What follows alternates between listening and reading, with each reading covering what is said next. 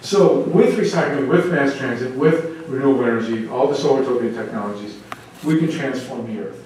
What's really standing in the way, we have 4 major political hurdles. Number 1 is the nature of the corporation.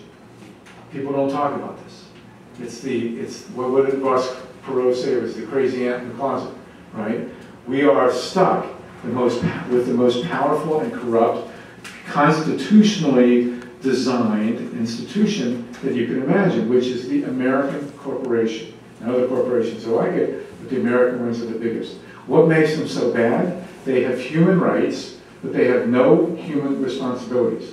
And you know, all the green power guys never talk about this. You don't hear Google, you know, which is out there. Google, the guys from Google are out there advocating a green economy by the year 2030, right? And they're simultaneously putting in new nuclear plants as part of the mix. And Al Gore, who is subtly anti-nuclear, has never written off nuclear power. You've got to be very careful about this. None of them will touch the issue of corporation. But we will not break the back of King Kong. Oh, thank you. Does it show?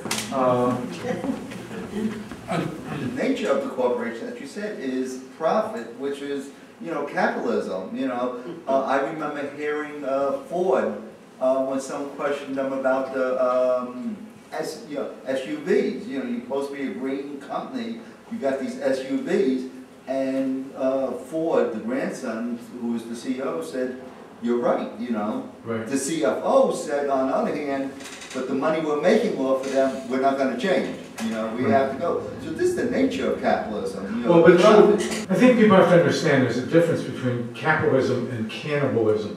You know, there are different forms of capitalism as well. If you read Adam Smith, which I did as part of being a teacher, the very first page of Adam Smith's Wealth of Nations, he warns against monopolies, which are big corporations, basically. I mean, he advocates perfect competition, but he's very well aware that we don't have competition in this country except among restaurants and bookstores and other small entities. You know, but the real capitalism is monopoly or corporate capitalism, and that's not, you know, free enterprise. And that's the problem that we have. Just to make sure we got it, the issue of Shoreham. I know we discussed it earlier, but just to recap, what do you know about the situation of Shoreham that you can just tell us about? What made it unique? What made it similar to others? It was unique. Shoreham was unique because here they built this plant. The controversy over Shoreham went on for decades. 20, 25 years. I mean, you know, they proposed it in the 60s. It went on and on and on. The construction went on. The challenges went on. The evacuation issue was raised right from the start. Everybody said, "Hey, you can't. How are you going to evacuate?" You know.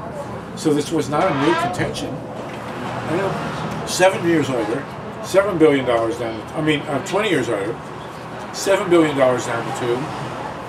They say, "Oh yeah, we can't evacuate," and so we built the plant. We're not going to open it. How dumb is that? Really? I mean, it was insane. And they drained the people of New York for $7 billion. Where's that money going to come from? It's not exactly chicken feed. And then, young lady, you have. Oh, sorry. Sorry about that. Yes. I have a question. Yes.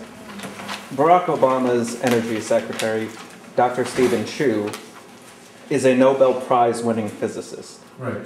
And he is a very pro-nuclear man. He is to a certain extent. He's very pro-solar, pro-alternative. He knows the alternatives. And a lot of pro-nuclear people I know are pro all of those alternatives. Right. The question is, we do have a certain advantage here. It's not enough to be pro-nuclear. You also have to be in favor of massive subsidies. Let's first make a distinction between subsidies and loan guarantees. Congress is not suggesting that we subsidize nuclear power, which means basically a handout. Congress is suggesting that we include nuclear power in loan guarantees. The government only pays out to investors if the project dies before the power plant is put into operation. The biggest irony?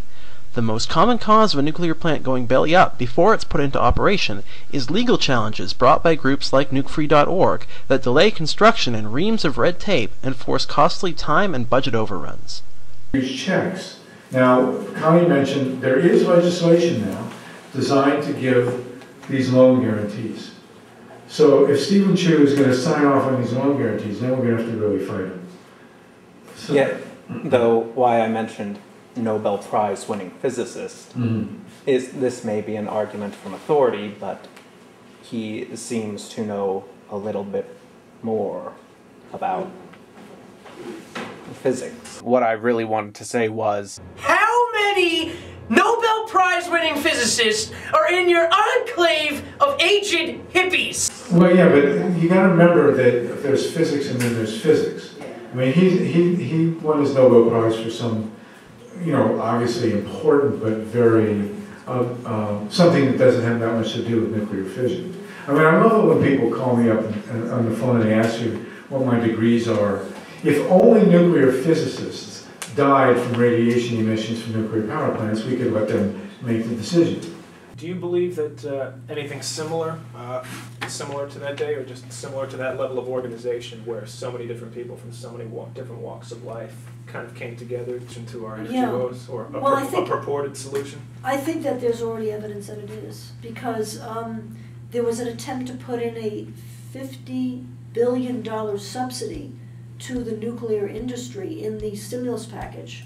The New York Times, Matt Wald, ran a story on the front page saying that the wording had been changed on the energy bill, and they had slipped in $50 billion in potential loan guarantees to build new nuclear plants. And that was defeated. And it was defeated because both people like myself who had already been through it one time and younger people just coming in got active, and through a group called the Nuclear Information and Resource Center, NIRS, which was an important group that based in Washington, D.C., that helped us with a lot of the research back in the fight against Shoreham, is still in existence today, and activated networks throughout the country of people who contacted their legislators in Washington and made sure that that subsidy did not go into the stimulus package. I'm going to look at him because he's got a camera. That's okay. Because I think that's what he wants. I called Bonnie Raitt, who's an old friend of mine, a wonderful person, and she called Jackson Brown and Graham Nash, and we put together. You know, I've been in the movement a long time, and it takes a long time to get decisions done. And we had a 10-minute conversation in which we decided to do a website, and they did a music video, and we called a press conference in D.C. And we hooked up with MoveOn and a lot of other people. We got 120,000 signatures. And we went to D.C. in October of 2007. We met with Nancy Pelosi and Harry Reid, and the congresswoman from Colorado, and Ed Markey, who's been very good on this. And they killed it. They killed $50 billion, took it right out of the energy bill. It was staggering. If they had gotten that $50 billion, we would be in really deep stuff. There is evidence that the foundation that was laid 30 years ago and continuing to the President Against Nuclear Power is still there and is ready to be activated and has been activated, and we're not going to need to learn these lessons again. We learn the lessons, and we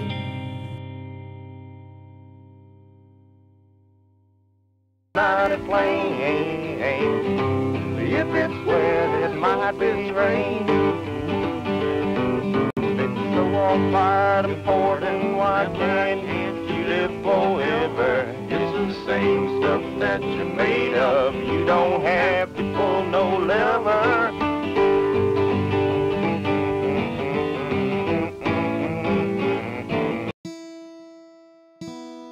Whether a nuclear plant should be sited on Long Island is a whole debate. They say the problem is with evacuation, but Governor Cuomo interrupted the process that was going to occur to test an evacuation plan.